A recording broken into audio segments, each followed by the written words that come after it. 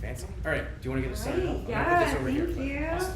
Awesome. So if you don't have your phones on silent, you can just silence them or put them low. That'd be awesome. If you can. Yeah, obviously don't. So first I want to thank Andy and Gaia for the space to host this event and just having this amazing, beautiful community bookstore in downtown Easton. So thank you very much.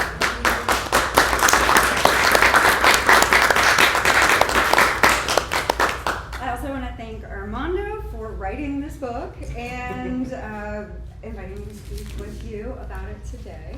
So I'll give, and my name's Colleen O'Neal. I am not nervous. So, like I said, my name's Colleen. I'm an Easton resident, and I'm a PhD candidate in the American Studies Department at Rutgers Newark, and one of the many leaders in the Stop the Whatever Warehouse campaign, which is where we met, and I'm so grateful for that. And Armando Moritz-Chapelliquen. I'm so sorry. Okay. Armando Moritz-Chapelliquen is a community and economic developer living at the intersection of politics, poetry, and philosophy. Having spent the entirety of his adult life in the orbit of organizing and advocacy campaigns, Armando is eager to teach the lessons he's learned from successes, failures, and surprises in pursuit of equality and justice. He worked in New York City on the Stop the Credit Checks in Employment Act. He was hired at the Association for Neighborhood and Housing Development and helped build out the organization's economic development agenda. After securing land use protections for manufacturing jobs in New York City and establishing commercial tenant rights for small businesses, Armando led capacity building programs through the beginning of the COVID pandemic. As he left New York and returned to the Lehigh Valley, Armando's passion for community led him to the Local Initiative Support Corporation, LISC, I'm sure you're all familiar with, where he continues to live vicariously through the transformative work of his colleagues across the country. As director of the National Economic Development Team, he's prioritized having a shared language both within the organization and across the sector as a means of building more equitable and inclusive communities. Armando has gotten involved with various organizing efforts, which led him to serving as vice chair of Lehigh Valley Planning Commission and president of Wilson Area Links Coalition for Families and Youth. Along with his wife and son, he's a regular at the Easton Public Market, a friend to all of those, and a friend to those who love their home and simultaneously want to make it a better tomorrow. So thank you so much. So let's get into it. All right. Can everybody hear all right? Is that okay? If we're too loud, let us know also. It's going to get a little wild. I mean, we'll try not to be rowdy, but you know. So let's just dive in. Why this book and why now? Well, that feels like a very long question for the whole night, even. I think that the main push out of all of this, I'll really quickly give a shout out to my wife right over here. It's odd if you can just stand up really quick. You're supposed to be taking pictures, but also you should get your flowers as well. She's told me for years, it's like, you know all these things, you should just write them down. And I was like, I don't really have the time to do that. And then it was like, oh, well, let's have a kid, and then we'll have plenty of free time. Which the kid's right over here. Yeah, he's not standing up, but he's sitting still, so we'll enjoy that for right now. But he probably gave you a tour of the sign-in sheet before. But in terms of why now, I think that everybody in a variety of different ways has been processing the past year what a second Trump administration has meant for communities, for people, for our day-to-day life. And it was just like, all right, well, I don't have the time right now, but I need to make the time, because a lot of what I've learned through writing this book has been a matter of like, we need to unlearn some of the patterns that we've gotten comfortable with, particularly because the only way we're going to get out of this situation is if we actually do something different than what we've been doing up to this point. So it was about a year and change ago where it was like, let's let's actually start mapping some of these things out. Let's talk about some of the language of organizing.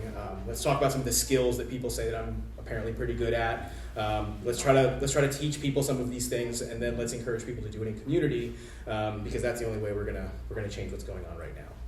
Well, that's great, because it leads me to my next question about community. So at the start of this book, you started with language of social justice, and one of the major terms you're using is community.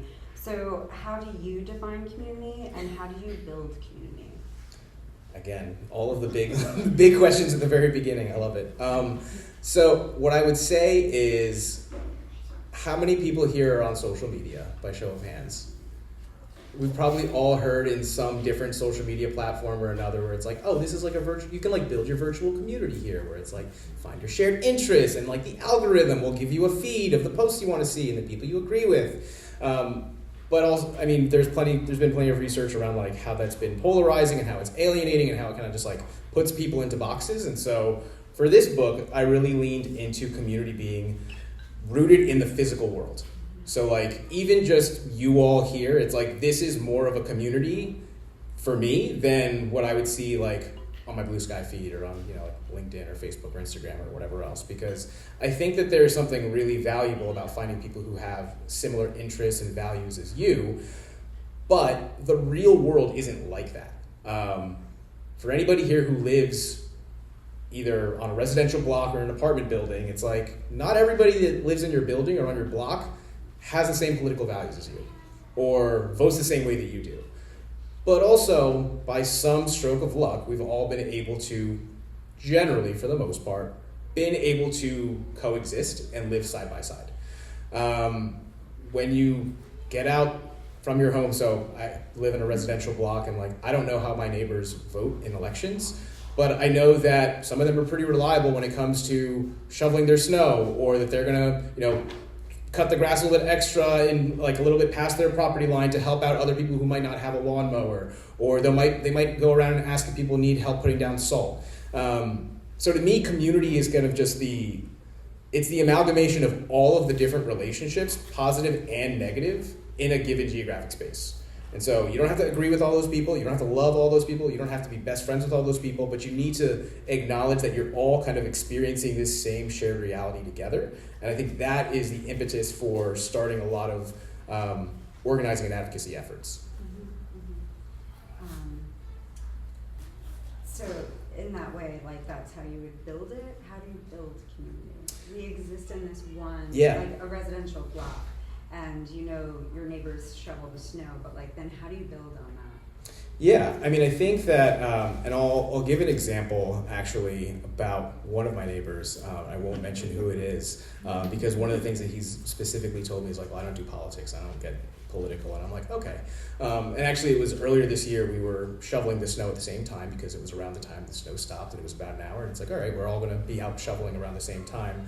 And he was like, when I was growing up, this block, we would have street closures every other weekend, and we'd have street festivals or block parties, and we don't do that anymore. Why is that? And I was like, well, when you were a kid, somebody had to make those decisions. Somebody had to like prioritize having space for kids to play out in the street.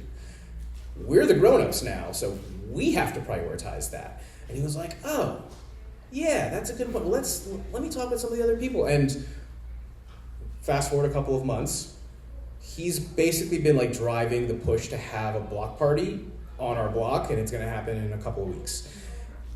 I haven't told him yet, but I was like, that's politics. Like, you had to actually like talk with people, because he went around, he's like, we're going to go and knock on doors, and we're going to like ask people, do you want to sign on this this document that says, hey, we want to have a block party, because then we have to go to the borough, we have to get permission, we have to show that it's not just this one person who wants to have a block party, it's actually like at least 10 or 12 or 15 people. And it's like, no, well, many people want to have this block party, so we want to do that. They had to go and knock on doors. And for anybody here who's knocked on doors, some people will respond to a clipboard as if you're like,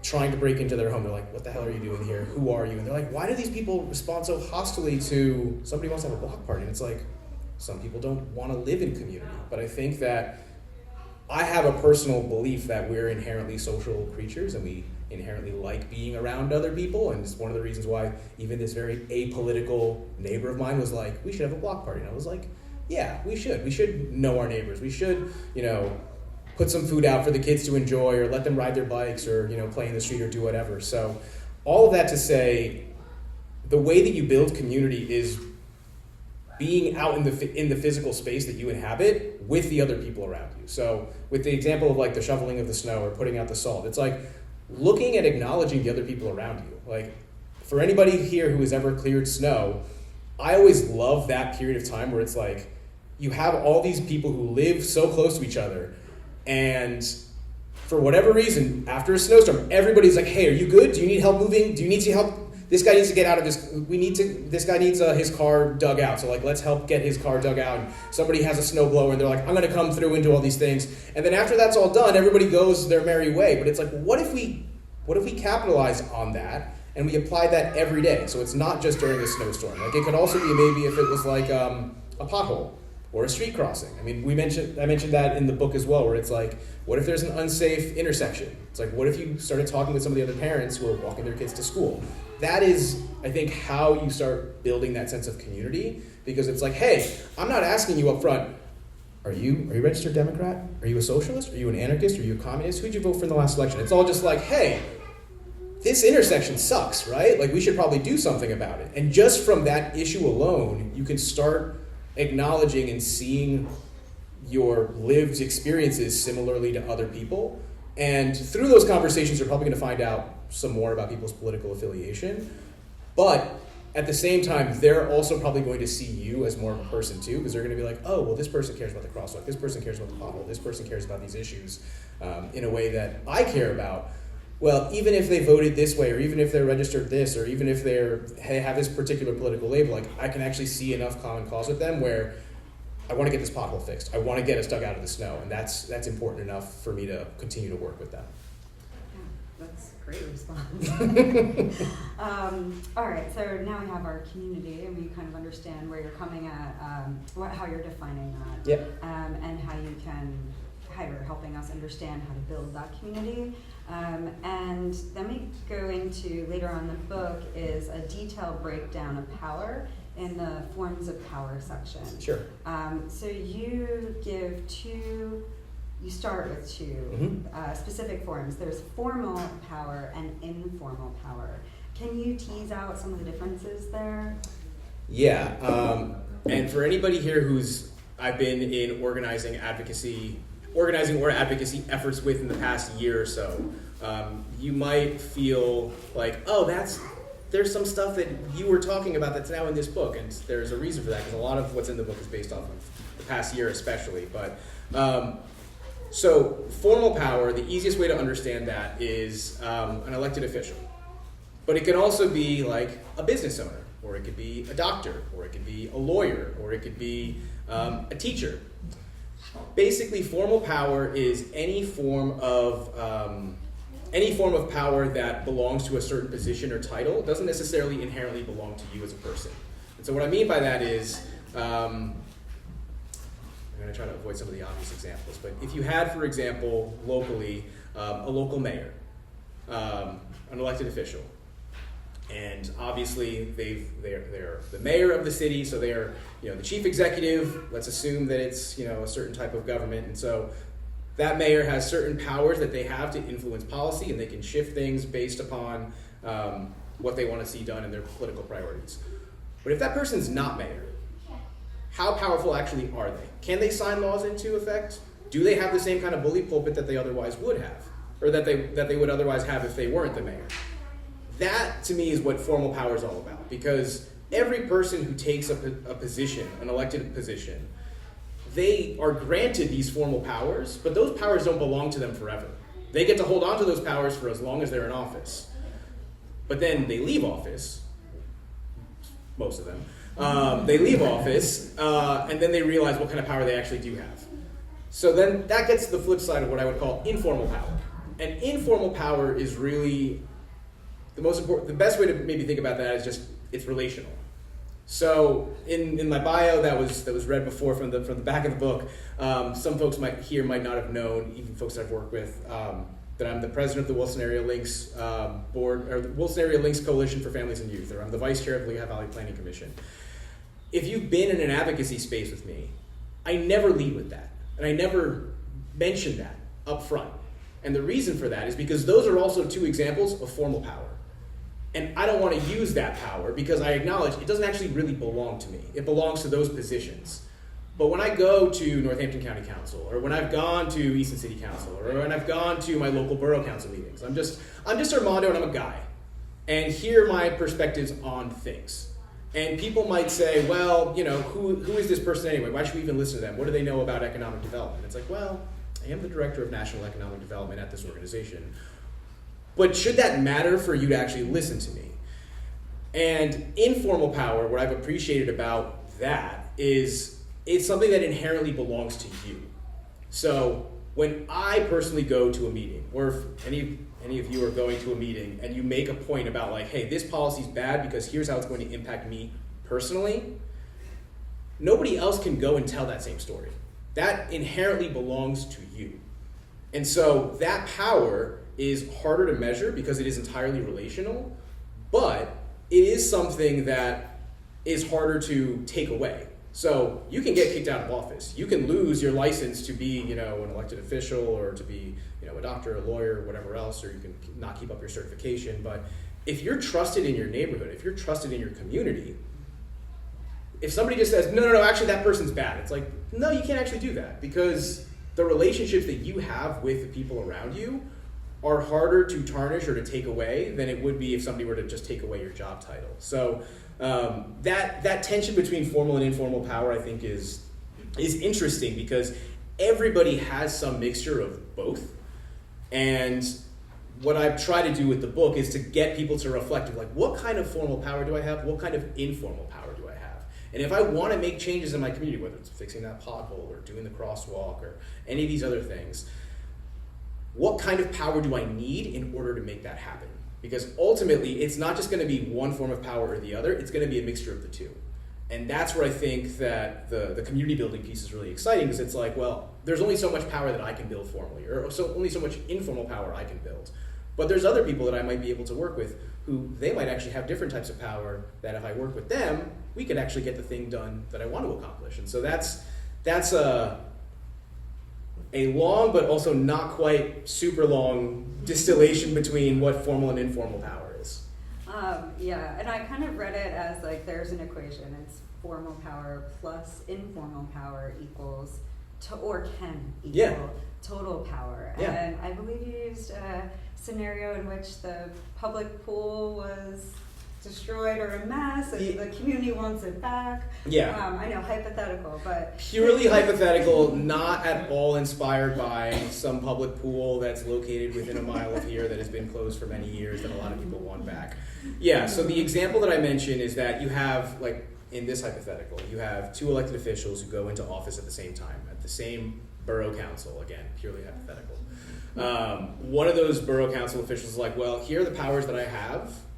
We can't get the pool back because we don't have the budget for it. I can't like unilaterally pass a law that does that. We can't get it done. So like it's just our hands are tied. The other elected official might be like, well, we are a small municipality. We don't have the capacity to write grant applications or go to the state or do anything like that. But I know some people in the neighboring big city that maybe rhymes with Easton. And maybe if I worked with them, they have some capacity. They have some more pull because they're a larger municipality.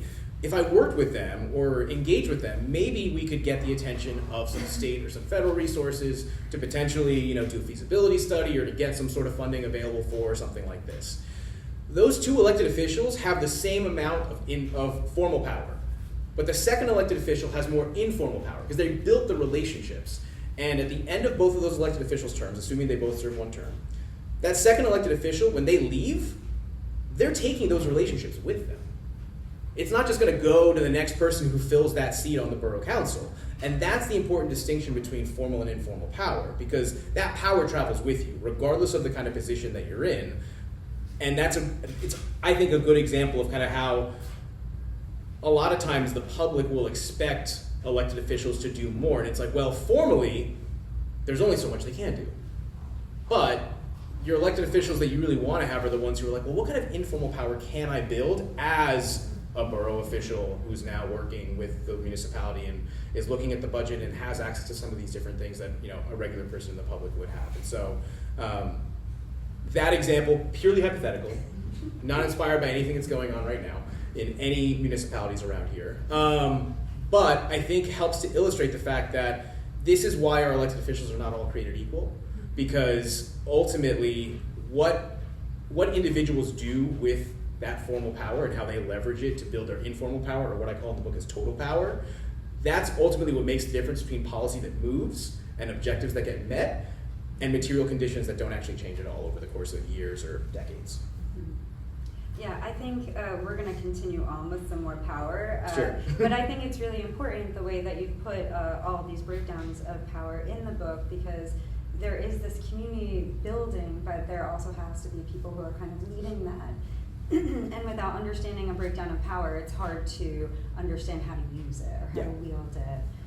And to do that in a way that the community can engage in and all get behind. So I love that you completely break down power. So we are going to keep going on that. In chapter 3, you dig a little deeper in that on the perspective on power. Mm-hmm. And when I read about the realignment of power, I immediately thought of the Rage Against the Machine lyric, "Take the power back." Yeah. And so that was just ringing through my head, but it was leading me to the question of where you place an individual and community agency on that spectrum. So I was wondering that, and then the next section immediately after. So as you read this, you're gonna be wait, but what about, and then it goes right into it. You answer all of the questions that keep coming up. So you did dive into the following section on awakening perspectives. Mm-hmm. So if you can give us a little, a short description on the realignment of power and what awakening perspectives means and how you're dealing with that.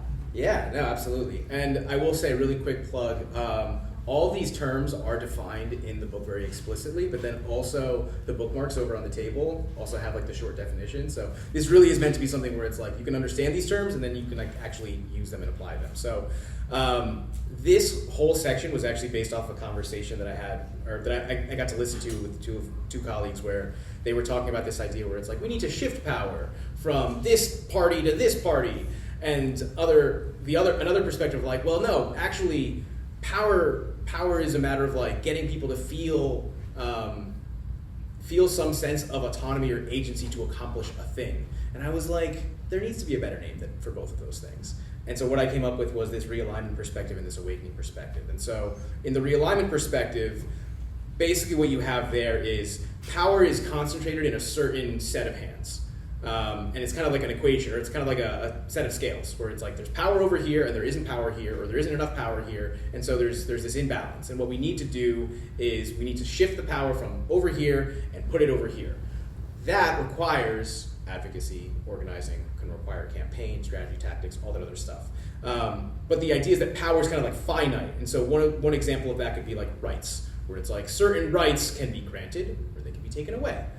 But ultimately, that has to do with who gets to decide who has those rights, who gets to decide who doesn't have those rights. That is kind of an equation where it's somebody has to make that determination. So that's the alignment perspective. The awakening perspective, and this is kind of leaning into more of my experience as an organizer, is for anybody here who's ever done an organizing or leadership building or base building campaign, you probably had an experience where somebody was I don't know if we could do this. I don't think that this is possible. And by the end of the campaign, they're just I'm going to go and I'm going to give a public comment. I'm going to speak during the hearing. I'm going to look straight at these elected officials and I'm going to tell them what's what. And it's just wow, they went from this kind of afraid individual to feeling a sense of agency and power that they can actually make change happen. And so to me, that's what the awakening perspective of power is, where you have individuals who maybe didn't feel like they could do something to change their material conditions, to then they feel this sense of autonomy that they actually can make changes happen. Both of those perspectives are important and valid. So the realignment perspective, I think, can be a little bit valuable in terms of campaign strategy. The alignment perspective is valuable because people need to feel some sense of agency and control if you're going to continue to engage them in a campaign. Nobody's going to stay in a campaign if it's just well, we don't have power now, we don't have power later, and we're going to get the power eventually, but we don't have it now. That can feel very disheartening. And at the same time, you can't just have the perspective where it's just like, well, we need to just feel good about ourselves. We need to feel powerful. And it's like, well, yeah, you can do that. But if you don't have this focus on like the equation of like shifting the power from one place to another, you might not be very strategic. And so you might feel good about it, but you don't actually accomplish a whole lot. So recognizing that as kind of like attention is important, but also recognizing that both of them are valuable in campaign and advocacy spaces. We're going to circle back to more power Yeah. talking. So before we move to the piece de resistance of power mapping, let's touch briefly on the first two parts of the applied skills section. So if you have the book, you can see that it's split up into these three sections. So we're jumping a little bit back and forth, but it's really great layout because you can just like turn to that page, you're like, I need this right now. Mm-hmm. So yeah, let's talk on the two parts of the applied skills section, meeting facilitation and public speaking, because you were just mentioning the public speaking part. Can you talk a bit about like how you lay these sections out in the book? Yeah, I mean, so one of the things that I have been accused of being pretty good at is meeting facilitation. Both in person and virtually, and I was like, it's not that hard, it's just, and I was like, I should probably write these things down. So that's what that section is really all about. But I wanted to focus on meeting facilitation specifically because one of the things I say in the book is that the job of a facilitator is to get a group of people to some sort of outcome that they've predetermined themselves, and to make it look easy, or to make it seem like it wasn't, you know, a huge burden or bear to get to. Which is also kind of a little bit of a metaphor in terms of like what advocacy and organizing should be. Like in a campaign, you get people to an outcome, and everyone's going to be like, "Oh, of course that was going to happen." It's like, well, probably not. If the organizers and advocates didn't do what they did, that wouldn't have happened. And the same thing could be said about meeting facilitation, where we've probably all been to some kind of meeting where there's a lot of talking, there's a lot of discussion, there's not a lot of clear direction, and by the end of the meeting, you're like, so what did we accomplish though? Like, what did we actually do? And on the flip side, we've probably all been to meetings where you're like, this was great. Like, I understand what's going on now. I have a better understanding of where we're going. I know what I need to do. And the facilitation section was really just meant to be like, okay, if you're somebody who has read the first part, or if you're somebody who's like, all right, I want to do something, I want to work with my neighbors, using the example of the pothole again, it's like, how do I bring people together to talk about all this stuff? It's like, all right, well, you're going to need to have a meeting.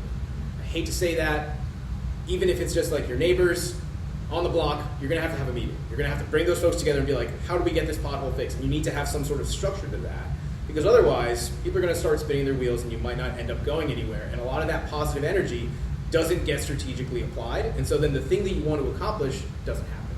So the facilitation section, there's a sample agenda, there's a strategy that I use called POP, which is purpose, outcomes, and process, which kind of just break down like how you want to approach a meeting. So for anybody who's done meeting facilitation, this should not be a surprise, or it shouldn't be new.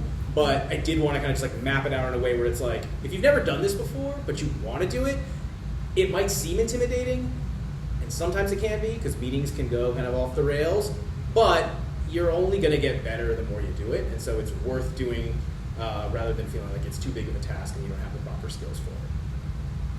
Yeah, laying out that section is super helpful. Even if you are like really experienced, you can just look and be like, okay, I want to make sure I've hit all of these. So how do you intend or hope that folks are going to engage with this part of the book? Do you see it as a roadmap?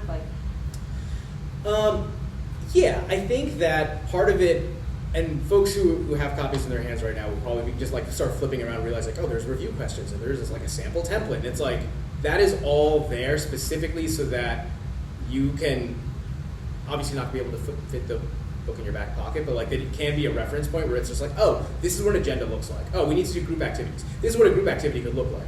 Here's a way that we can just have a conversation where it's not just like presentation. Here's a way that we can do things that are going to keep people active and engaged and involved. So there's going to be a lot of parts in the book where I would probably encourage folks where it's like, you might end up scanning it and just being like, I need to blow up this image into a bigger form so I can do it, or I'm going to copy it down on a piece of paper. That is entirely what the book is meant to be, because there's so many different parts where it's like, you're going to try this out, you're going to be like, oh, but he didn't account for this, or he didn't account for this, or he didn't account for this. And it's like, yeah, because at the very most, what people mostly, I think, need is a template or a foundation to build off of. And what you're ultimately going to do as you move forward with your organizing or advocacy efforts is come up with your own style. And I think there's a section in there specifically where it's like, facilitation is an art and it's not a science. Like, there's not just like, if you do these things, the meeting's going to go well. It's like, no, you're going to do those things, and somebody's going to come in and be like, listen, my cat just died, and so we're going to talk about that. And it's like, well, we need to process that. It's like, what happened? And it could be that it's like, it happened because the road was unsafe and your cat ran out. And it could tie back. We don't know. And so there's a lot of these things where I really want people to engage with this book as a template that they build off of. Because all the answers are not here, but at the very least it's like the basis of a foundation that people can use to then be like, well, I didn't have an idea of how to facilitate a meeting before, and now I do, because I'm going to use this pop and be like, actually, here's what I would do differently. Because to me, that means that you're actively engaging with these concepts and theories, and if you're able to understand them enough to be like, here's how they need to be improved upon, then to me that says you've understood and learned how to do them better. About that messy part of Yeah. meetings. So sometimes people might go off and just start talking about stuff. How like what kind of experience do you have with like trying to rein in a meeting? Like what is like the worst case scenario? Yeah, like let's for people who haven't run a meeting or have run a bunch and are always looking for advice, like how do you deal with each individual situation? Do you have any advice for all of us? Yeah, I mean, there's a couple of things that I propose or I lay out as like possible strategies. So like one of the things that I mentioned is talking about community agreements. And for folks who've been in organizing space, we're like, oh yeah, community agreements can sometimes end up becoming like they're like the 10 Commandments, or they become like, oh no, this is like Encyclopedia Britannica, where it's like all of the things, like every single community agreement possible. And it's like part of what I emphasize in the book is like, well, the community agreements are not just the thing where the facilitator's like, hey, we have a community agreement, don't do that thing. It's really meant to be that like everyone is agreeing to this as a contract, and we are all collectively responsible for enforcing that. And so there's a difference between the facilitator being like, hey, you've been going on for too long, you need to stop, and a facilitator saying, hey, I hear what you're saying, we collectively agreed that this meeting was about the Wood Avenue warehouse, for example. So can we get back to talking about that? Or do folks think we need to like take a break so that we can talk about this and then come back in 15 minutes? So there's a couple of different things where you can lean on your community agreements, you can lean on the purpose of your meeting, because one of the things that, again, I will swear up and down the importance of having a pop in a meeting. And in any space that I'm in, I'm always like, what is the purpose? What is the outcome at the very least? Because anytime somebody even starts to go off track, I'm like, wait a minute, hold on. This meeting is about this, right? We're talking about that? We are? Okay, good. Just checking. What were you saying that was off track? Nothing? Okay, well, you sure? Okay, well, you're done. Great, so then we can continue the discussion on the purpose of this meeting. But there's also just going to be some times where like, that doesn't happen, or it doesn't work. And it doesn't always have to be a bad derailment. I've actually, some of the most exciting meetings that I've been a part of as a facilitator, or some of the most exciting meetings I've facilitated, have been meetings where we got like 2 hours in. I think this was like a strategic planning retreat type thing I was doing. And we got about 2 hours in, and I just realized this whole agenda that I made doesn't make sense. Like this group is like, they're on this track over here, and this agenda was assuming they were going to move at a much slower pace. And 2 hours into the meeting, I was like, hey, do you want to just not do this? Like, can we just make something else instead? Like, can we just make a new purpose and a new outcome? Because what I'm feeling is that this doesn't make sense anymore based on where you all are at. Are you all feeling that? And people said, yeah. And I was like, okay, we're not using this agenda anymore. We're making it up as we go along. And doing that, I think, made the meeting a lot better, because everyone was kind of like, this is kind of going in a weird direction, but we all know that we don't actually have a script to work off of. And so that's also a way where, like, if everybody's bought into going on that journey with you as a facilitator, you have some credibility to be like, okay, well, we're going to try to bring it back this way because we don't know where we're going. Or, hey, we have this agenda that we shared ahead of time, and everybody agreed to it, and everybody thinks it makes sense.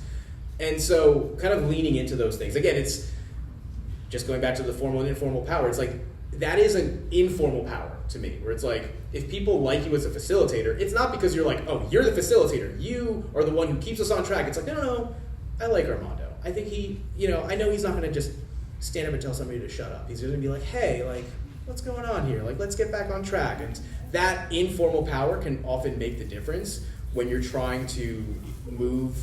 I mean, the expression I think is always used, like, it's like herding cats. And the thing that I always tell people is like, well, I love cats. I'm allergic to them, but I love cats. And it's like, so I will herd those cats because it's important. And cats are cute. And we need to, if we get all those cats working together, we can fill the pothole. So that's a really good thing. Not with the cats. Well, not with the, yeah, no. Definitely not. All right, well, this definitely leads right into power mapping, which I'm so excited for you to talk about.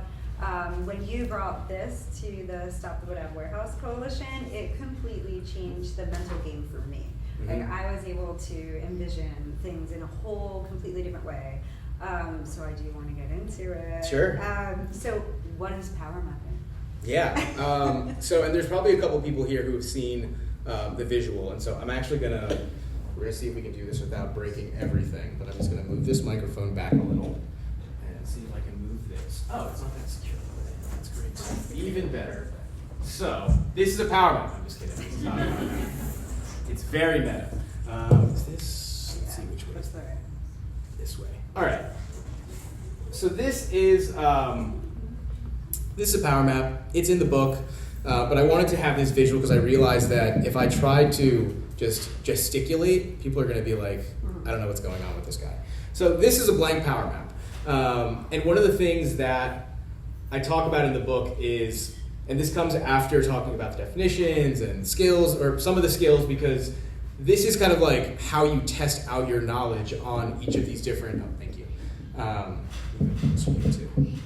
This is how you test out, or how you can measure both the awakening perspective of power and the realignment perspective of power. And so to kind of just break it down really quickly, if there's a thing you wanted to get accomplished, so in the case of the Stop Wood Avenue Warehouse, we want to stop the Wood Avenue Warehouse. Okay, well, the way that this power map works is the left-hand side over here, you have our agenda, or like, what's our thing? We want to stop the Wood Avenue Warehouse.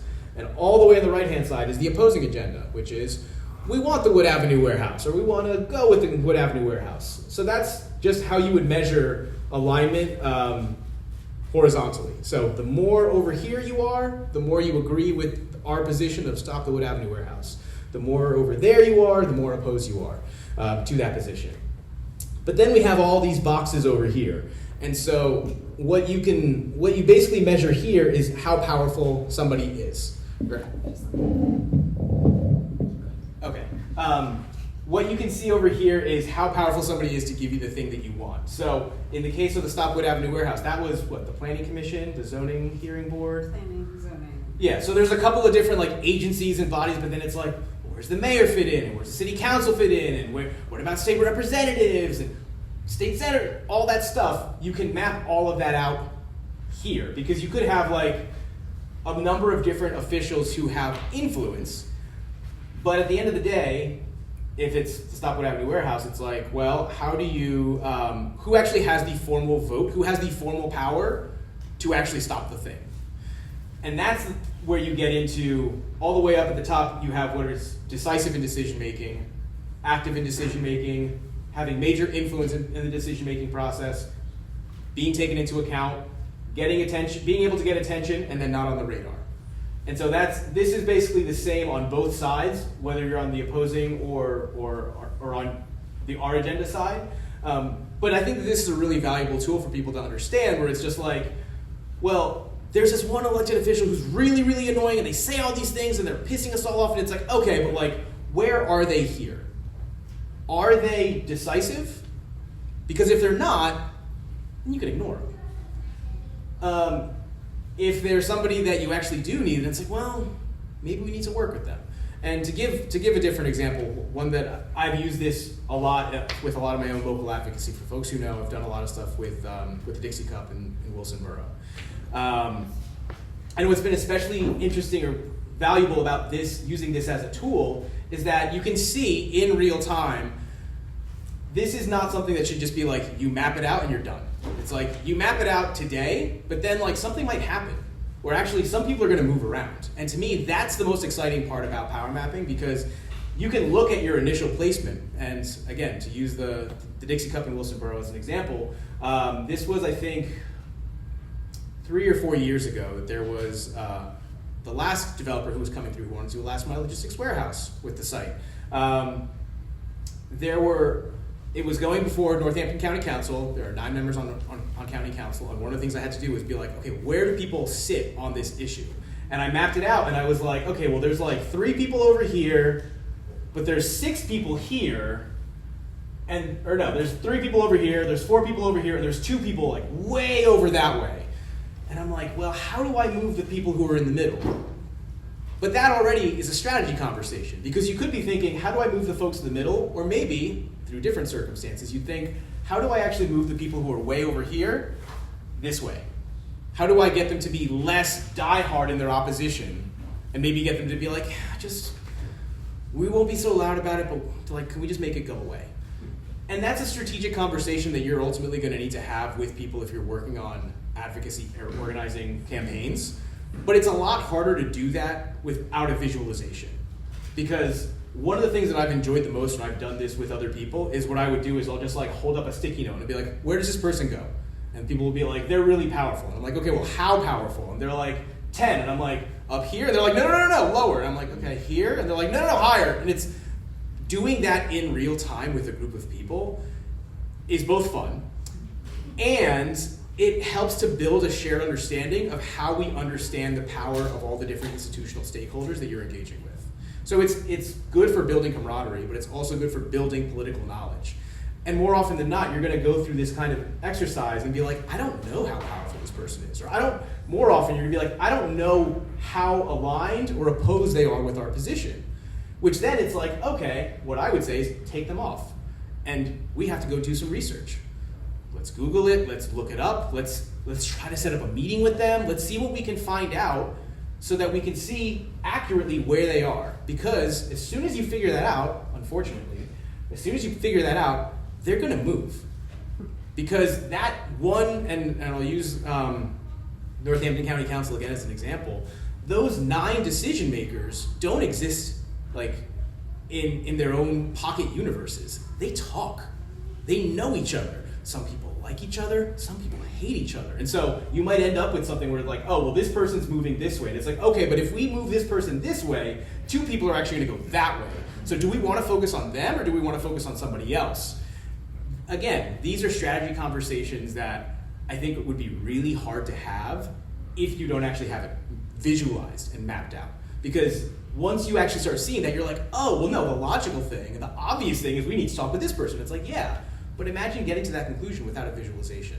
Imagine trying to convince 40 or 50 people. The most strategic thing we can do is to talk with this one elected official who none of us really know, only because we know that if we talk with the person that we do know, all these other things could happen. That's something that I think a power map is incredibly valuable in understanding and figuring out because, again, it creates that shared foundation, it builds that camaraderie, but it also is something that gets into one of the terms that's in the very beginning of the book, which is political education, like understanding how, hate the expression, like how the sausage gets made, like how do the policies actually get made? Because like the formal power is like county council writes this thing, and then they vote on it, and then they pass it, and then the executive signs it or vetoes it. And it's like, yes, that's the Schoolhouse Rock edition, but like, how does it actually happen? Those are the things that a power map can map out and illustrate that you're not going to really understand otherwise or have a shared understanding of unless you do it with other people. Did you want to do that? Not necessarily. I don't think we need to. I think generally, like, what I would encourage folks to think about, especially as you look at the book, is like, look at any major issues or campaigns of the past couple of years that have been of interest to you and see if you can power map it. Because one of the things I've always enjoyed doing is like mapping things and then like in real time moving people around. And then, I don't know if it's luck or what, but a lot of the times I've done it, been successful, we've won on our respective campaigns, but you can see in real time, oh, these people who are in the middle, we move them this way. And actually the way that we moved them was by working with either we directly engaged with them or we got somebody else to engage with them or another person came out of nowhere and like completely scrambled the map. But it's fun to see that happen because it's, again, a conversation starter with people you're organizing and engaging with. And it also, the thing that I also like seeing, especially when you work in coalition with folks, is that you have to put yourself on here too. And it could be like, oh, I'm gonna put myself down as like Armando the guy. It could also be like, hey, we could be doing this with, and to use the most recent Dixie Cup instance as an example, where does the DSA fit on here? Where's the Northampton County Republican Party fit on here? Those were two bodies that were not maybe part of the power map at the very beginning, but they were there at the end, and they made a difference. And so that's a story in and of itself, where people are gonna be like, how did they get involved? And it's like, well, they might have been down here, or they might have been over here, but then all of a sudden they came over here, and as you see their movement, you also can see the movement of how other pieces on the board shifted, or didn't shift, or dug into their positions. And so I also think that, again, thinking about the awakening perspective, it's like, you can see your own power develop through the course of a power mapping, because ideally what you want is at the end of a campaign, maybe you're down here, and then by the end of the campaign, you're up here. And it's like, hey, that's nice, because then the next campaign, now you're not starting down here anymore. Now you're actually starting a little further up. So that's something that I think creates a lot of value for, again, organizers or advocates who want to do this work in community but don't necessarily know how, or think that it's kind of overwhelming, or people want to, like, you know, talk about, here's the thing wrong with this elected official, and it's like, well, let's map it out. What does that actually look like? Like, this person's terrible for all these reasons. What does that look like here? Are they terrible because they're all the way over here? Or are they terrible because they refuse to move from being in the middle? How we move each of those people is different, and it's a strategic question that I think, again, can invite a lot of creative thinking with the people that you're organizing and advocating with. Yeah, it's also such a great tool for communication. Instead of trying to explain all of the pieces, it's there for everybody to see. And granted, you don't want to put this in the paper, because some people are like, why am I a 6 and not an 8? And it's just like, listen, that's what we think. They're like, I'm actually really powerful. And it's like, okay, and the more you do that, the lower you're going to go. I'm sorry. But yeah, it's an incredibly powerful tool. I love doing it, and I would encourage anybody to, like, this is why in the appendix, like, there's a blank one of these, like, copy it and map it out, because there's so many different things you can do with this, where it gives you a lot of strategic clarity around how you can put together a good organizing or advocacy campaign. And there is tools like this that are accessible online for people who, like, that's a tiny little thing. Yeah, no. So, and this is something I didn't come up with this. So actually, when I because one of the disclosures I share at the very beginning of the book is that I've had the privilege of being, like, formally trained as an organizer in a couple different ways. I didn't know where this originally came from. I had to look it up, because if you Google power maps, you're going to get like 1,000 different types of power maps. And I'm not saying this is the best one. I'm saying this is the one that I like the most, and that has been most successful for all the campaigns that I've worked on. But there's plenty of others that you can use. And again, it's like this. All of this is art. It's an art form. It's not a science. Do whatever works best for you. But there are references that are included in the book. So it's like, if you want to learn more about this or have, like, an interactive one, you could probably find that online as well if you know specifically where to look. Awesome, thanks. And then, like, we'll move a little bit. Well, we'll go to moving forward, the last chapter. And you give the reader a call of action of sorts. So I didn't know if you wanted to go back to preparing yourself, or if you wanted to. Yeah, I mean, and maybe include some of the community, like, you have this community build, like, what does that look like in preparing yourself? Yeah, I mean, the example specifically that I use, one of the first examples I use in the moving forward section, like, the first thing you need to do is just, like, get yourself ready. And part of that, a big part of that is beyond just, like, I learned the terms and I know how to do public speaking, or I know how to do meeting facilitation.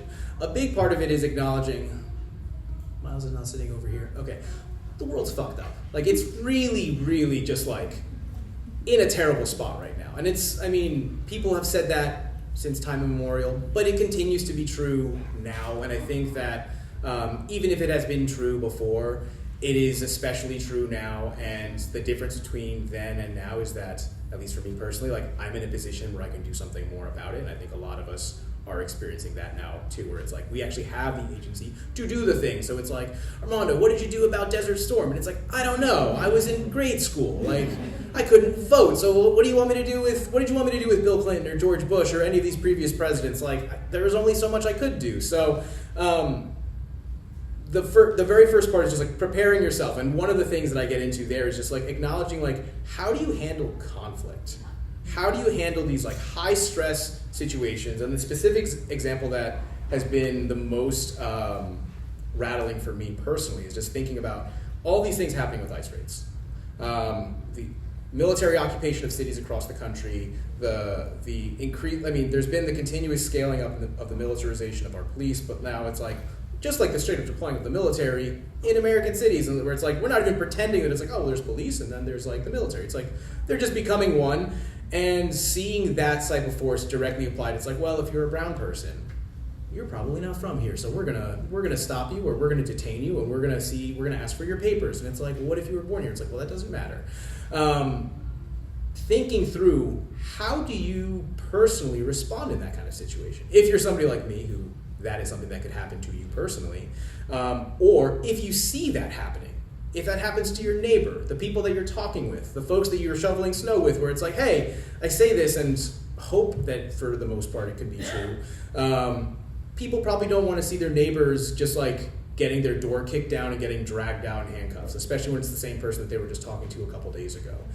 But that relationship matters. It's harder, I think, for people to be okay with those things when they know who those people are. And that's part of the reason why the community building is so important. But then part of that is then, what does it look like when that relationship is tested? And so I talk about fight, flight, freeze, and appease as like the different kind of like stress responses, because some people might be like, I might just freeze up. I might just be scared. I won't know what to do, and I don't know what I'll do, or I'll freeze up and that'll be it, or I'll run away, or maybe you'll be like, I'm gonna kick down my door and I'm gonna just start swinging at people, and it's like, well. I'm not saying which one's the right one, but I'm saying you need to do an evaluation for yourself of which of those you do, and if you're okay with that, great, please continue. If you're not, then maybe you need to go to a bystander intervention. Maybe you need to get connected with some of these rapid response groups that are doing ongoing work on a daily basis. That's the kind of stuff where you need to do that self-assessment, because yes, building those communities and having that relationship is critically important, but also recognizing that we are living in an incredibly unsettled and scary time. And it's okay to acknowledge that, and part of that just means like sitting back and being like, how okay am I? Because once you go through that self-assessment and understand kind of like what's your stress response, one of the things that I map out in that section as well is like, you need to have an emergency call list. Because whether you're somebody who's like, I could be detained, or you're thinking, if I see somebody getting detained, I'm gonna run in and try to free that person or unarrest that person. You're probably going to feel a lot more comfortable in any of those scenarios if you have an emergency contact list. And so it could just be a matter of like, okay, well, call my wife. My wife needs to then call, the local teachers, or the president of the local board, or the mayor of the town, or these other elected officials who I know, or this local business owner. Get the word out to those people, because I don't want to say this is a way that you then leverage those relationships that you built that we talked about at the beginning in community, but that is kind of what we need to do right now. Because ultimately, and this now, again, kind of jumping around, in the first part of the book, we talk about formal and informal power, but one of the things that we're seeing is that formal power is continually being undermined and challenged, where it's like somebody could be like, well, I'm from the government and I say this is the way that it works. We're increasingly at a time where people are going to be like, I don't care if you're from the government and you say that's what we're going to do, because I don't like what ICE is doing in our neighborhoods. I don't like what's happening with American cities right now. I don't like what's happening with black and brown people and then the way that they're being treated. So you can say you're from the government, but I don't care. You're challenging formal power. But the only way that you can credibly do that and make sure that you're okay is if you actually have a lot of informal power to back you up. And so that is where these emergency response lists are critically important, because it's like, we got to mobilize those people. And I mentioned a couple of different ways to evaluate how you put together that list, because it could be based on physical proximity, it could be based on who's closest and who has the biggest megaphone, but you need to have those conversations and think about that. And then also, the most uncomfortable part is talking with those people and being like, hey, And I've done this with people with the emergency response list that I did, where I'm like, hey, I'm thinking about this because this is the world that we live in, and we should acknowledge that. I listed you as an emergency contact, and if this happens to me, you're going to get a phone call from this number that you don't typically get it from. That's my wife. She's going to tell you that this is what happened. Are you okay with that? And that's something where it's like the response can then be, yes, I'm okay with that, and then that's it. Or it could be, well, of course, yeah, and can I list you on my own list because maybe I should do this too. Or it could be like, actually, I don't know why you're asking me this. Like, this is kind of weird. And you have to go through that. I mean, it's how you manage relationships is kind of like testing out the strength of some of those relationships, but that's an important thing that I think needs to happen in order for you to prepare yourself so that you can feel best equipped to continue to just trudge through this mess that we're all collectively finding ourselves in.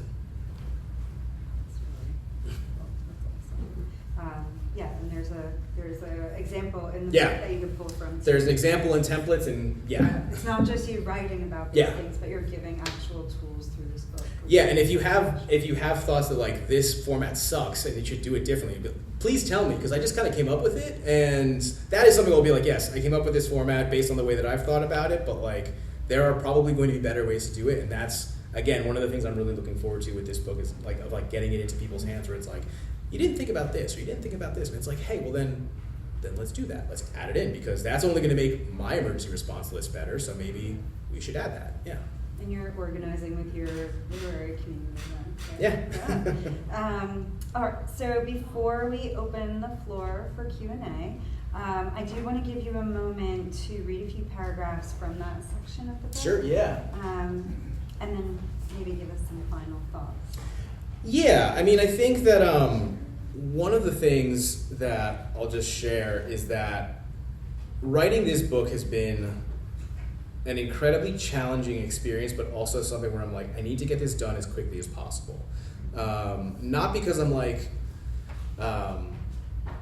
just because I'm like eager to get it off my plate, but also like acknowledging the fact that, hey, we're in a place right now where several, I think almost, and Andy can maybe fact check me on this, but like I think all of the congressional candidates came here to meet people and talk to folks, or several of them did. But the reality is that like this is a very strategic and important place for control of Congress, and so there's a lot of we got to go vote in the air, and like the elections and the midterms, and once that happens, everything's going to turn around. And particularly because this book focuses so much not on that, I think it was important to get this out quickly, specifically because I think that there are a lot of people increasingly who are not always politically engaged or plugged in, who are just like, but what do we do? What do we do? What do we do? Or it's like, all right, I'll volunteer with the party, or I'll do some phone banking, or I'll do some door knocking for a candidate. And it's like, those are good things. You know, you can evaluate your candidates. I don't talk about any of that in here, but it's like, this is a long-term project. There is a lot of work that needs to be done here. And for anybody who was trying to watch the live stream when they were taking the letters down from the Kennedy Center last night, where they were taking Trump's name off of the Kennedy Center, I actually just saw a post about it because somebody was complaining about the fact that it took them so long to take the letters off. And it happened at like 3:30 in the morning. And they're like, why the hell did it take so long? And somebody seeing that post was just like, that is going to be everything. Everything that has been dismantled, everything that has been undermined, everything that has been defunded, everything that has been gutted, it's going to take 10 times as long to rebuild those things. And so we have been here in like the last year and change where all of these institutions have been undermined and dismantled or destroyed. And if we want any of them back in any sort of way or shape or form, it's going to take 10 times longer. And I mention that specifically because it's like, partly we need to be patient, but also this isn't just like if we do this in the next 6 months, everything's going to get better. It's like, no, this is a multi-generational effort. And so without paraphrasing more, I'm just going to read this one part from the book because it does in a lot of ways kind of shift from being strategy and definitions to just kind of like my own plea to the reader. Maybe I'll just read 2 paragraphs here. Yeah. Elections may result in a redistribution of formal power, but the evisceration of government in our time has had the secondary effect of weakening the legitimacy of that formal power. When the leader with the most formal power undermines the institutions they lead by misusing or dismantling them, that leader also weakens their formal power and the formal power of their successors. Given this recent history, putting one's full faith in the ballot box is unwise. Furthermore, a change of leadership does not necessitate an effective and complete reversal of damaging trends.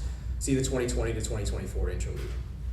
And as anyone following the changes occurring within our government or on an international scale would rightfully conclude, a single election is insufficient to address the rolling crises currently underway. The forces that have taken hold of government are organized, coordinated, and committed to their generally aligned causes.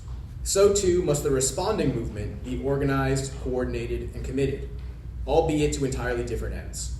The system as a whole has been broken from the inside out, and the sooner people realize this, the sooner we can intentionally begin the multi-generational work of restoration, renovation, or revolution.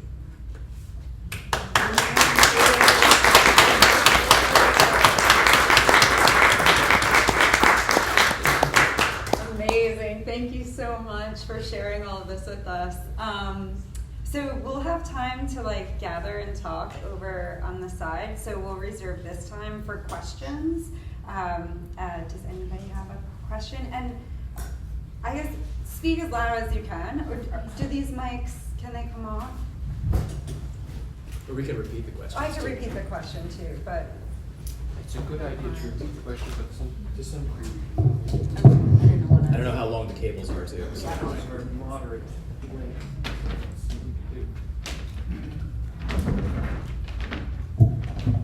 So there's one here and then there. Thank you so much for, wow, you shared a lot. I'm very eager to read this. As someone who actually ran for Congress and lost, I am trying to figure out what I do next with my soft power. So I do appreciate this, but that's not my question. The question is, what are you going to do to reach college students and college campuses to be able to get this message across? I wish that I had this at my fingertips. Then I'm 49 now, and I wish that I had it, in my 20s. But I'm going to share it with my daughter, who is in her 20s. So thank you. Yeah, that's a great question. So one of the things that I mentioned at the very beginning before, there is a sign-in sheet over there, and I mentioned this specifically because one of the things that I've been asking folks who've been signing up for my newsletter has just been like, where should I be going? For folks who might have heard before, this is not just like the launch of this book. This is the beginning of a book tour that I'm doing. So I'm going around both Lehigh Valley and anywhere else where people will take me. And so any suggestions on where to go, I am open to that. I've reached out to Moravian. I might be doing something over at Lehigh shortly. Might be doing something over in Carlisle as well. Sherry, I see you back there. So yeah, I mean, if anybody has suggestions on places to go or people to talk to, let me know, because I'm more than happy to take the show on the road and go talk to people, because again, I think that this is something where it's like, there are a lot of things that I think people are going to read in this where they're going to be like, well, yeah, but what about this? And I'm like, yeah, well, there's a reason why this is called a neighbor's primer. Because there's a lot of really great books that I actually recommend in here, but I'm like, these books feel comfortable for me now after doing this work for over a decade. But there's a lot of people I think right now who are seeing what is happening and they're just like, everything's kind of falling apart, and what do we do about that? And they don't know where to start. And so that's kind of like, yeah, college students might be like the perfect audience for that, because I think that a lot of them are going to be coming into a world being like, what the hell's going on here, and how do we fix all this? And I'm happy to talk more about it, because the plan, or the short answer is like, I'm open to reaching as many people as possible, and so putting those feelers out there, and for anybody who has those connections, the informal power to get in front of the right people, to get, a room booked on a campus, or, the space set aside, like, happy to have those conversations, because, I think that I will go where I think these conversations are needed, and I think that I mentioned to somebody before we even started that I feel like a lot of what I wrote in this book was inspired by a lot of the work that I did in New York City, but also acknowledging the fact that there's a very sophisticated organizing base in New York City, as well as in a lot of other major cities. There's a lot of funders and philanthropy and all that other stuff. there's not as much of that in the Lehigh Valley. There's not as much of that in your smaller cities. And so I'm especially keen on going to those places because I think that those places, and I think, again, I forget who I was talking with about it before, but it's like, the data center conversation. It's like, that's not coming to the big cities. That's coming to places like the Lehigh Valley. And I think that if somebody were to power map some of those recent developments or proposals, it's like you could actually come up with a pretty powerful advocacy strategy to stop a lot of those things. And what we're seeing is a lot of that's already happening. So the more places I can go with this, the better. Yeah. There's a lot of people who are running, not just for Congress, but for other positions that are going and meeting groups and that are meeting in living rooms, because I met them all year long, and it's amazing. So I'd love to keep on. Yeah, absolutely. Thank you.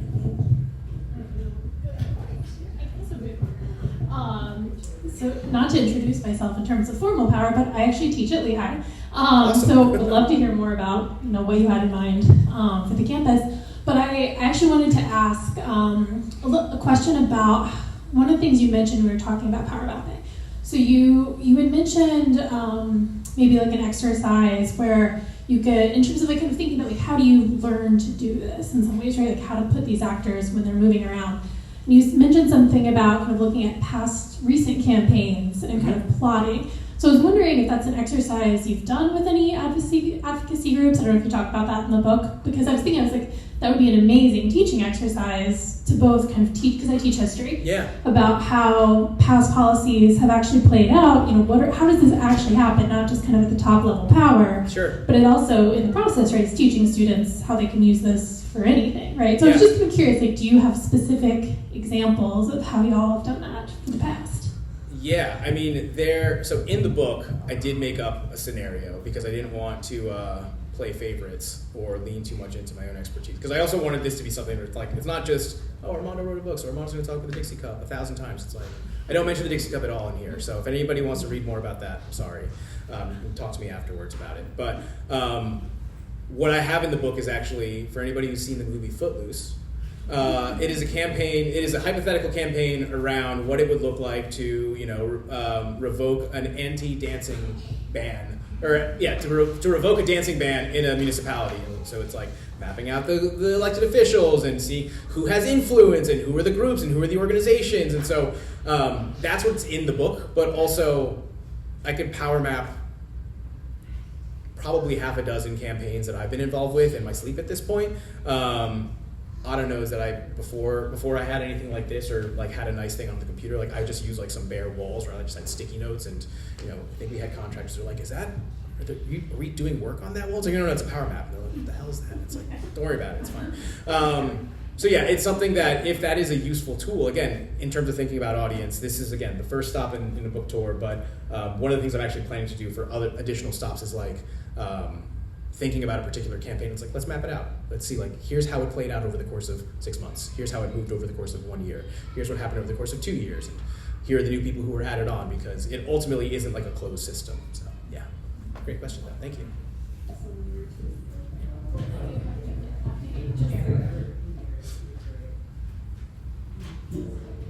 Okay. Hi, Armando. Hey, thanks for coming. Good to see you. This is a follow-up on an earlier question.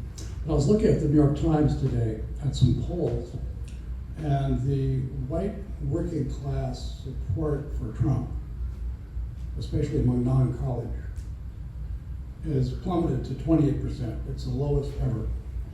And it's not much better for black and Hispanic. It's also dropped. Yeah. And these people are mostly concerned about economic issues. The cost of living, gas prices. It doesn't help that Trump said, I love inflation, and he referred to gas prices as just peanuts. Yeah. Yeah, I guess, peanuts.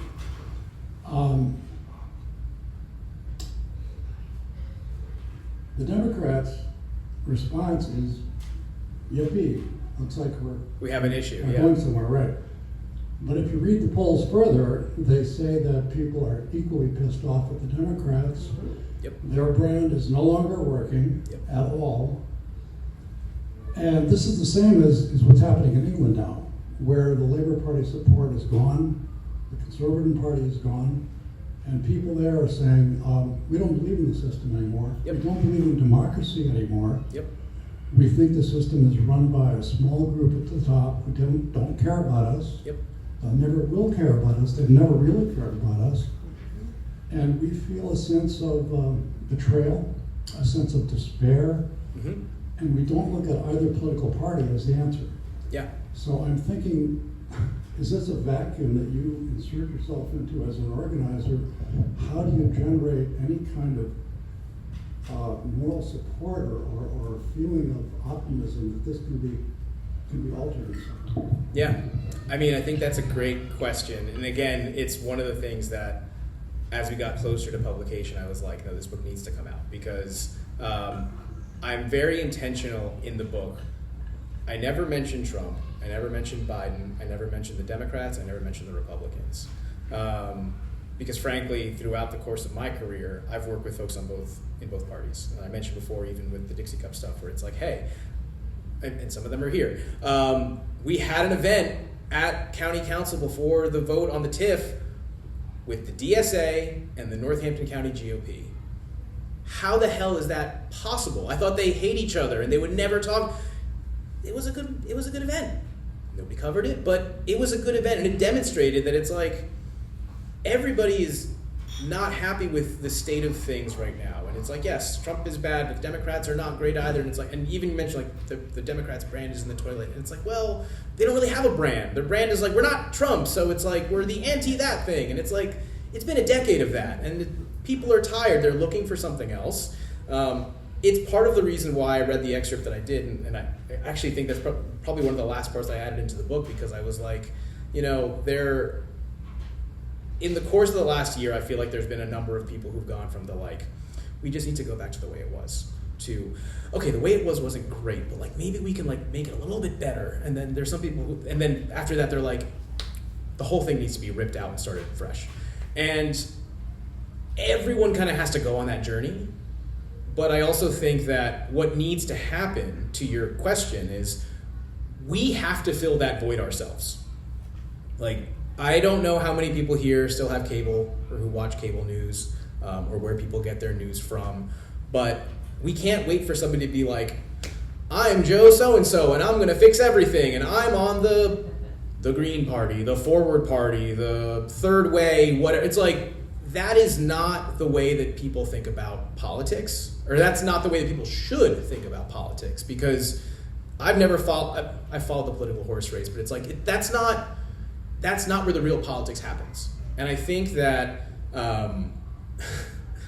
we've joked about this before, because I've talked about, I'm gesturing to my wife because we've talked about politicians and like people who run for office and all that other stuff. And I would frame it kind of in the context, for anybody who saw the movie The Dark Knight, there's that scene where the Joker is just like, this city deserves a better class of criminal, and I'm going to give it to him. I would frame that in the context of, this society deserves a better brand of politics, and we need to give it to them. We need to make it for ourselves. And part of that means getting down to the definitions, getting to what is politics, what is organizing, what is advocacy, what's the difference in these things? And not necessarily saying, well, the Democrats have a good answer on this and the Republican. That doesn't matter. Because going back to the example that I mentioned before about the pothole, there's not Democrat potholes or Republican potholes. We all live in the same street. We all deal with the pothole. None of us want that there. We all want to fix it. We're all going to be happy when it does get fixed, because we're all going to ride on that same road. The same thing with our kids. If they're walking to school, we want them to be able to get there safely. And so this whole framing around like, well, this party does this or this party does that, it's like, we need to get away from that framing of politics entirely, because it's not going to work. And it's part of the reason why we are where we are. Because, again, going back to that example where we had the DSA and the Northampton County GOP together, we were like, hey, this was really good. Maybe we should work on some stuff together. And, you know, not to forecast too far into the future, but it's like, this data center stuff, yeah, maybe we should work together on that. And it's like, yeah, because there's not Republican air or Democrat air. There's just air and water, and those costs are going to be the same for everybody, unless you are part of that, you know, economic elite. So, yeah, I think that there is a vacuum right now, not just here in our community, but across the country. A lot of people are seeing that vacuum, and it's like, we can't look to the traditional holders of that formal power for the answers. And it's not to say that we need somebody else to step in. We need to create that for ourselves. And that is going to require a lot of work, and it's going to be very tiring, and it's going to be exhausting, and it's going to be frustrating. But we need to do it. Because if we don't do it, nobody else will. And one of the things I remember saying at the very beginning of this term is one of the earlier waves of what I call in the book this era of rolling crises is that we either get out of this together or we don't get out of it. That's it. Those are our options. And we get out of it understanding what government is and what its responsibility should be, or we don't get out of it. Because it is actively being undermined every single day, and the only way that that changes is if we get enough people to be like, you need to stop, and we will force you to stop.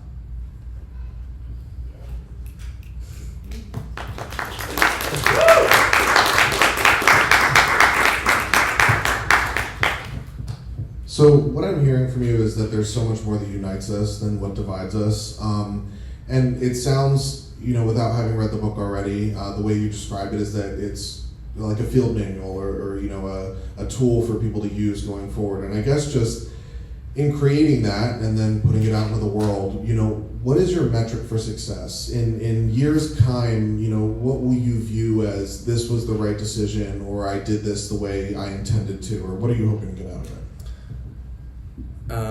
I think that I set some very unrealistic expectations for myself generally, so I'm trying to be more realistic here. But going back to kind of like that kind of twist on that Joker line for The Dark Knight, like I want to see better organizing. I want to see better campaigns. I want to see. I feel very encouraged already. I mean, just even looking at data centers as an issue. There's a lot of communities that have pushed back on data centers, not just on like individual proposals, but like getting outright moratoriums passed, where it's like that is the issue that is turning a lot of attention right now. And again, kind of going back to this piece around like how the Democrats or Republicans are not the solution, we need to generate our own solutions. Public opinion is something that doesn't just exist, like we shape it, we drive it. And so if public opinion gets that sharply defined around a particular issue, whether it's on data centers, whether it's on AI, whether it's on climate change, if we start seeing better and stronger campaigns, and they're not going to be in the the evening news, because obviously that doesn't work for the folks who run a lot of the corporate media, but if we start seeing that and we start hearing about it more and we start learning from other communities and we start seeing more of those pockets organizing and pushing back, that to me will be a metric of success. And I remember telling Colleen we had that meeting a little while ago after the our debrief meeting at the Easton Public Market with the Stopwood Avenue Warehouse folks, where I was like, this is a moment where there is an appetite to inform development and inform land use policies in the Lehigh Valley. Putting on, very briefly, my hat as the vice chair of the Lehigh Valley Planning Commission, we're in the middle of rewriting our comprehensive plan for the region. And so we are hungry, that institution, me as a part of it, we are hungry for that public feedback. And it's even better when that public feedback is well informed. Like 15 years ago, if you were like, hey, who wants to learn about land use? Who wants to learn about zoning? It's like, it's not really interesting, but that's what you need to understand if you want to have stronger campaigns. And so getting a really active and engaged public, to me, is something where I use that. I would see that as a metric of success. It's not going to be like, oh, public opinion moves in this direction, but like the campaigns are stronger, they're savvier, they're smarter, they're more strategic. They actually do shift power. I think that to me is going to be a metric of success, because I think that we've collectively been in this moment where it's like it can feel pretty hopeless, and it can feel like there's nothing we can do, and there's still going to be times where we're going to feel that way. But at the same time, one of the ways that I've tried to respond to some of those feelings is being like, well, but here's what I can do. I can finish this book. I can work with folks on the Dixie Cup. I can work with folks in the Wood Avenue Warehouse. I can engage in these smaller campaigns and build some of those wins, because that's the awakening perspective of power. It's like, oh no, I actually do feel like I can make a difference. I do feel like if I work with a couple people, we can actually move things and make our material conditions better. And maybe we're not toppling fascism, but if we can't fix a pothole, then there's no way in hell we're gonna be able to stop fascism. And so that to me is like that feeling of agency is going to be really critical for me to feel like, okay, a couple of years from now, like, I did good, this is being used. And then even more so, if people take this book and they're like, actually, there's all these things that you missed, here are the things that are actually part of the primer. It's like, well, then guess what? That means that the on-ramp for being an organizer has only gotten higher. And that just means that the public in general is that much smarter, which again, it's like, good. If the starting point is no longer down here and it's now up here because the general public is here, great. That just means that we have normalized understandings and critiques of power that lead to better campaigns and better advocacy.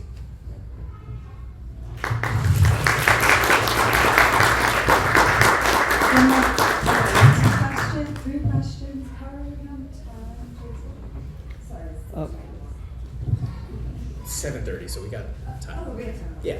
Hi, thanks so much. So I want to sort of build on that and maybe come back to your initial definition of community. And I think of this as being a really useful tool, not just for thinking about politics and everything's political, not undermining that point, but other kinds of organizations, right? Organizing within workplaces, Sure. Labor organizing, or thinking about, the daycare center or my rec sports league, or things that are maybe at a much smaller level or a much different kind of community, but still have these maps of power and that still have maybe things that are working or are not working for the people in that community, and how we can evidence change within those smaller groups. And so I'm just curious to hear how well you think this primer will lend itself to organizing and advocacy in different types of organizations, or communities of different sizes, that Sure. maybe are a little more geographically distributed or maybe hyper-local. And so just thinking about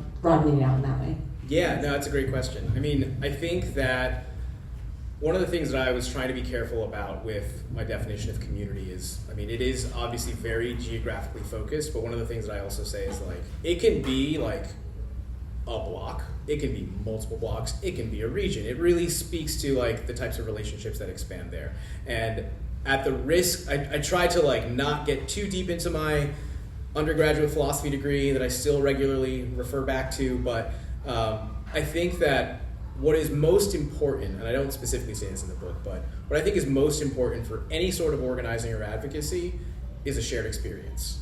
And so that it can be a shared experience of a place, it can be shared experience at a daycare, it can be a shared experience at a job.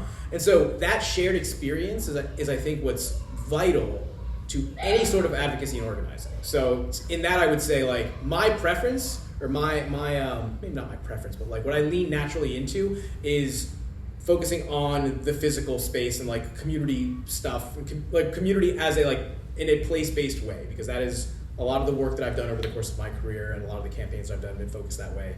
But that isn't to say that the terminology and the languages, the exercises don't apply in another context, because I think that really what you need is that shared experience, and that doesn't have to be a specific physical location. But that's a great question. Thank you for that.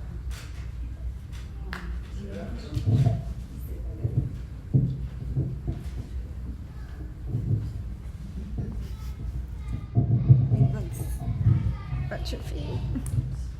Okay, there we go. Well, I just want to say that Ada made a great choice in her husband. So, mazel tov. This was a dynamic presentation. I'm not in this space as far as grassrooting or organizing. I do it my own way. But two things that I had to ask you. When you said that going door to door to have a block party is political, why was that political? Because some people want to be left alone. They don't want to engage with the outside world. I mean, there are some people who don't want anybody coming and knocking on their door and talking to them. Or it's like, why are you in my space? Why are you knocking on my door? Why are you ringing my doorbell? No, I won't sign your petition. No, I don't want to have a block party. No, I don't want to move my car when it comes time for all of that. So a lot of that then spills into what kind of space do you want to have? Like you physically live in this space with everybody else. But if you don't want to engage in it, how can we collectively solve problems? I think that's the piece where it is political, because, if this isn't the case with my neighbor in the block party, but like if, for example, our municipality or our borough said, you need to have at least 50% of people on your block signing this petition if you want to have a block party. Well, that's one person who's not signing it. And now you have to make sure that that the other people are going to make sure you get to that 50%. That is, I use that as an example as like that might make it seem more directly political, but for this person who wants to plan this block party, it's like, well, this person doesn't want to engage. They're not going to answer their door. They're going to be hostile to someone who's asking them, do you want to be part of this block party? That has ramifications down the road for the implementation of that block party. Are they going to move their car? Are they going to force people to have to get out of the way because they didn't move their car, and now we have to move the blockade that we set at the end of the road when we actually do have the block party happening? What if they bump into somebody? What if they run something over? What if they cause some damage to some of the stuff that gets put out? All of that is downstream from the fact that this person didn't want to just engage with their neighbor or with somebody on their block about a thing that impacts everybody in that physical location. Okay, so my follow-up is, when you have one of these meetings with the mapping and people are really heated up, how do you control the emotions in the space?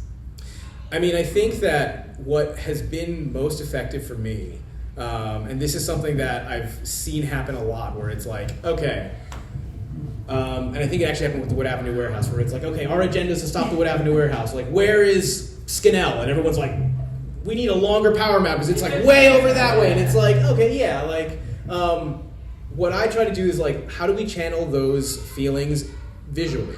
It's like, this person hates us. And it's like, okay, well, but do they hate us as much as this other person? If they do, then it's like, okay, well then, is the other person's placement right? And you can make that feeling, like, because that feeling is rooted in some sort of assumption or some sort of understanding that people have about the folks on the map. And so, to use Skinnell as an example, where it's like, okay, well, Skinnell is like the most opposed, and it's like, okay, but if there's somebody else right next to Skinnell, it's like, well, do they hate us as much as they hate Skinnell? It's like, well, no, maybe they're a little bit more reasonable. And maybe what you end up with is you have people really heated about something where it's like, okay, well, we mapped this person, but now this other person who is next to them actually is a little more to the middle. It's like, well, maybe how much would you need to push them to get them on our side? And so now you've taken a lot of that emotional response and made it into a strategic conversation where people can be like, how do we get this person on our side now? Or like, or maybe they're right next to, like, how do we get them to go after them too? And it's like, oh, well, now we're talking strategy. Now we're talking in a way that it's okay to be heated, because all this stuff can be incredibly personal. And it's like, you know, people's homes, people's lives, people's heirs, people's health. Like, these are important things. But the purpose of this is like, well, how do we channel those emotions into a way where we can take the most strategic action possible to ensure that the things that people are most worried about don't happen? Yeah.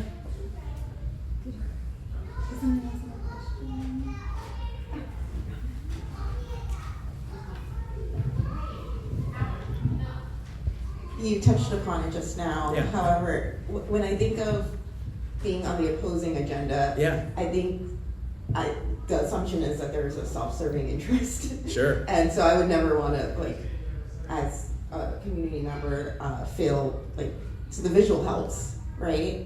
And then on the other side, you have the community and like a collective movement. Is there anything in your experience that really like kind of builds the empathy of people on the other side?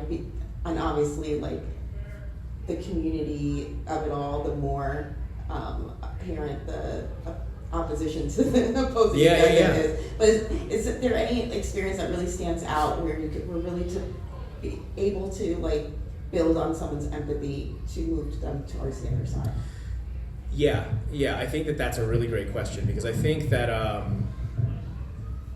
we'll stop using the Wood Avenue warehouse because it's not my expertise, but I think that actually with a lot of the stuff that I've done with the Dixie Cup is actually a really great example, where there are people where it's like, I was way over here, and there are people who are like way on the other side, like completely diametrically opposed, and I still talked to them, and I understood where they were coming from. And some of them told me, like, they're like, listen, just between us, I have to like go to that meeting and like deal with all of the people and say these things, even if I don't I personally agree with you, but in reality, like, I have to do this. And what I was hearing is like, informally, I'm with you. Formally, I have to do this because that's the position that I have. That's my formal power. And I'm like, okay.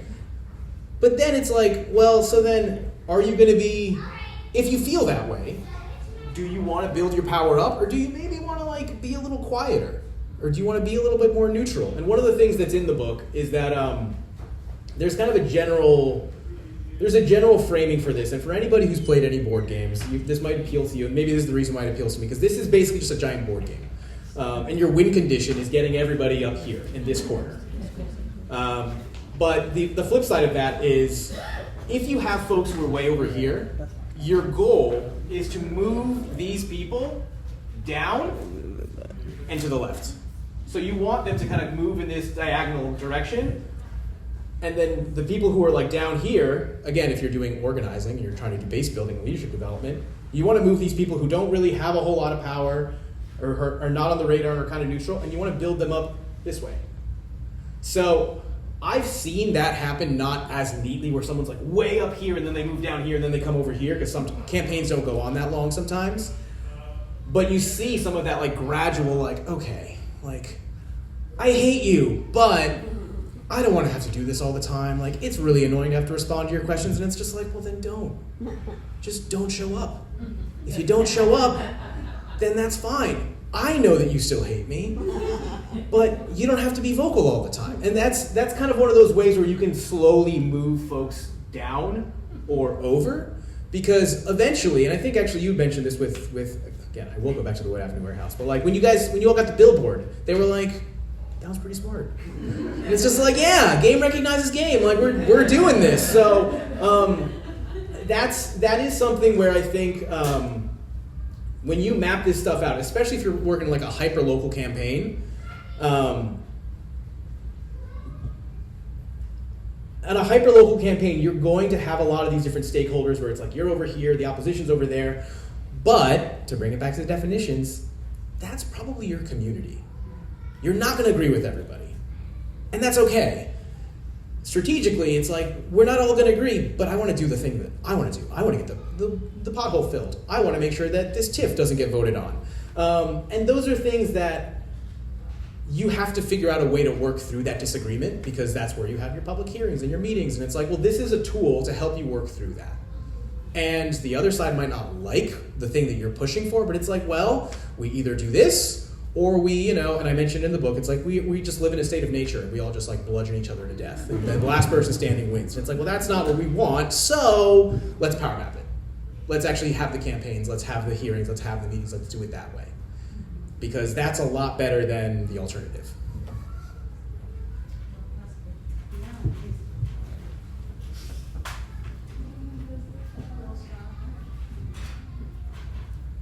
Hi Armando, hi everyone, Rosa here. Actually, I'm curious about the inspiration behind this book. I arrived a bit late, so I'm not sure if you covered this part earlier. But I'm just curious about what was the moment or the lesson that made you realize like this lesson or this history need a book. What is the biggest takeaway of this book from your perspective? What you want us to take from this book, and what is the biggest gap that you feel that this book covers? Yeah, it's a great question. So, again, I did mention before that my wife pushed me quite a bit to write this book in various iterations over the last several years. And so this was finally like, well, I don't have time, but I feel like I need to do it now. And so part of that is also like your continued support and gentle nudging, and sometimes not so gentle nudging.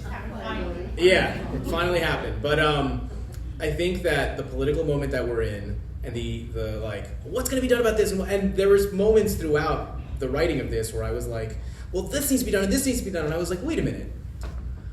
I'm writing a book about a lot of this.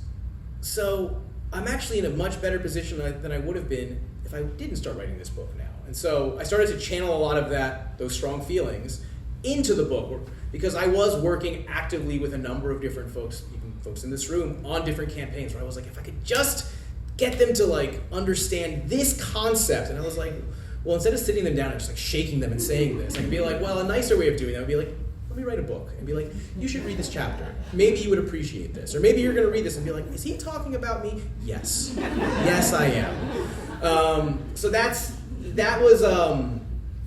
I think was largely the inspiration, but then also the gap. Like I said, I'm incredibly privileged in that I've gotten a number of different forms of training over the years on organizing and advocacy. And there's many, many books out there that are written about like, here's like the ABCs of organizing, or Organizing 101, or Rules for Radical. I mean, there's plenty of books out there. But what I think is important is both we are living in a particularly unique moment, and granted, every moment in history is unique, but I wanted to add my voice to that larger library, that larger collection of discourse that has been going on forever, because I felt like there was something I could maybe add to it. And also I felt like there's a lot of these books that I've read where I'm like, if I wasn't a formally trained organizer, I would be completely lost. Or this book feels like it's like, you know, your 101, but it's like, it's actually like a 201, or like a 301, or like a special topics, or an honors dissertation. And I'm like, if we want everyone to be on board, we really need to break it down into the basics. And there's books that I've read where it's like, the glossary, it's like, they start by talking about libertarianism or socialism, and I'm like, concepts, great, but I'm like, I don't mention either of those concepts in the book, partly because I feel like if I talk about this one and this one, it's like, well, now I gotta talk about the other ones. And I don't actually, a lot of my organizing experience hasn't been rooted in a particular ideology, or the people that I've been able to move haven't been moved because of or in spite of a particular ideology. It's just been like, here's the thing, and I've used this map, and here's how we're gonna actually make it happen. And so you could read this book and be like, well, you know what? I'm a libertarian now, or I'm a socialist, or I'm a communist, and I'm like, great. If you want to go and do that deeper dive into any of those other texts, you should, and I encourage you to do that. But I feel like jumping into a number of those different spaces without even just having like a reflection on like power. What is it? What kind of power do I have? That I think is really important for anybody who's especially feeling unmoored in this moment and wants to figure out, how do I quickly assess that for myself and come up with a way to navigate all the stuff that's happening here now. Thanks.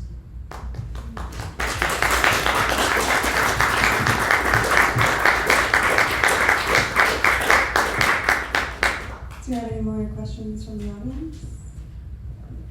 No? Okay, well, thank you so much.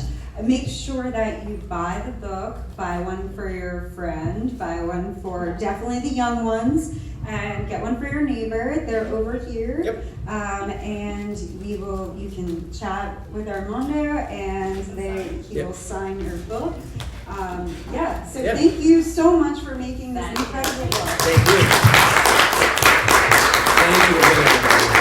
And thanks to Book and Puppet again. We appreciate them being in our community. Make sure you show up small. Thank you, Colleen.